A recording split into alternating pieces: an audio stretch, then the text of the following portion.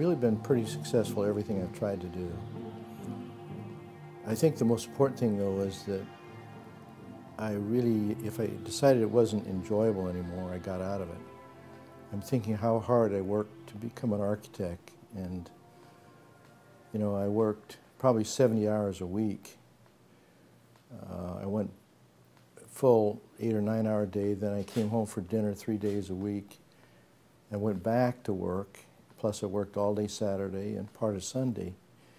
I figured that that would give me an advantage over my competition to just work harder, and it really did. I built a very successful firm. Then I decided I didn't like the business. And as soon as I decided I didn't like the business, I bailed immediately. What didn't you like about the business? Well, we started off, you know, I got to do all the enjoyable things about being an architect. And in 1982, Congress decided that fee schedules were not legitimate anymore. And we got an influx of architects from California that cut the fees in half. I had the biggest firm in the Rocky Mountain region for 10 years, 50 degreed professionals and about 5 support staff. And the reason I say that is because I could keep track of who was in the design department. I didn't have any engineers in my company. Stearns Rogers had 15,000 people, but they only had 27 in their design department. So that's how I kept track of it. And I kind of kept track, you know, east and west slope, and of course I could keep track of this companies in Denver and so on. So anyway, I just couldn't do architecture for a fee that made any sense, and so I was subsidizing that with my project planning, my comprehensive planning business, and that was kind of okay. And then about 5 years later, we got another influx of architects from California who cut the fees in half again. So for what I was getting a 7.5–8% fee for commercial work, now it was you had to use 2.5%. So it was just almost impossible to do architect. I was still doing it, right? And one day I was going down I-25 to my office, and I didn't want to go to work. Monday morning, I mean, I always was thrilled to go to work, and I said, well, that's weird. What's this all about? So I get to the office and got in the swing of things, and I said, yeah, it was just a whatever. So the next week, same thing. I woke up Monday morning, I didn't want to go to work. And I said, well, I got to figure out what this is all about. And so I thought about it, and I said, you know what? I hate this business. It's getting money for payroll, it's lawsuits, and it's personnel problems. Where's the fun? And so then I said, I'm getting out of the business. So, and even though I had, honestly, I really did have the most successful firm in that whole area, I took my name out of the white and yellow pages of the phone book. I refused to interview for any jobs. I fired half my clients, and I basically left the firm to go in the real estate development business, which I really understood and liked immediately. I mean, it was just my personality. High risk, high returns. I didn't have an idiot for a client. Bottom line, John, to answer your question, is that I just either enjoy my work tremendously or I do something different. When I was 10 years old, I knew I was going to be an architect. I didn't read a book about an architect. I didn't know any architects. I had heard of Frank Lloyd Wright, but I didn't know anything about him. But it was unchangeable.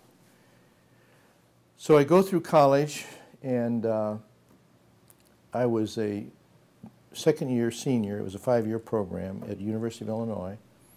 And the graduate dean called me up, and he said, would you like to work for Eero Saarinen?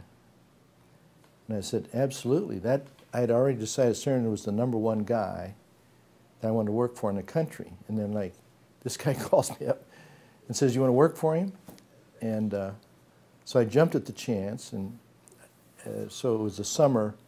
I went up there for the summer, and I went to the military for 2 years, and I came back, worked for Saarinen for another 4 or 5 years. And it was a thrilling experience because he really was, in my opinion, the best architect in the country. And I was design captain on 4 projects for him. I was design captain on Dulles Airport, which was the biggest project in the office. I had 14 designers working for me, and I was the youngest design captain in the office at 28 years old. So that was, and then I was also design cap for TWA, which is the unit terminal at they call it Idlewild in those days, but now it's JFK Airport. But that was exciting because when I first got there, I worked on TWA. Caesar Pelle, he's a very famous architect now, was design captain. And, but after he was transferred to another project, and I was captain on Dulles Airport for like 3 years. And so my job was done. I went back on TWA, and I resculptured a lot of those forms in the building. So Saarinen felt I was, with curves, I was the best guy he had. So I took a lot of the shapes that were done before they were, you know, the building was under construction. And I went back and reshaped them and put the final touch on them. And then I was design captain on a couple other Saarinen's projects. So then I decided to take a trip around the world. And that's kind of interesting because I didn't have any particularly enough money, but once I made that decision, it just seemed like money started going into that account. I had a brokerage account and some other things that were going, some little consulting work, and all of a sudden I had quite a bit of money there. And so I told Saarinen I was going to do this. He told me, when you get back, I'll have a job you can't refuse. That was the 15th of August, '61. So my wife and I take a ship to Gibraltar. We have a car delivered, so we're going to tour through Europe. I was planning on spending 6 months traveling. It ended up being a year, but I was laying on my back in a pension in Madrid, and in Time magazine it said Saarinen had died. He died the 1st of September, my birthday. And it was quite a shock. But he said that he wanted me to work for him, but I was pretty sure I want to start my own business. I mean, it's deeper than logic, you know, that urge. So I really didn't intend to go back, but I was flattered that he was going to give me an offer. And there were various things that happened in the company that made me think that he valued my help a lot.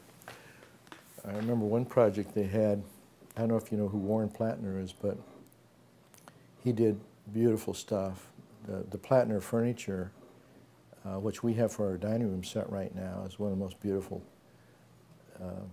furniture sets there was. But Plattner was struggling with this thing for IBM at Yorktown. It's a big circular glass building, and they wanted an entrance because when it was initially done, the building didn't have an entrance to it. So they asked for some kind of a structure of some kind that would signify, well, this is the entrance to the building, so people would know where to go. And so Warren struggled with that thing for like 30 days, and Saarinen took me over. One day, I designed it, and it was kind of humiliating for Warren to go through that, but it was very flattering for me. Anyway, the thing I did in one day turned out to be what they built.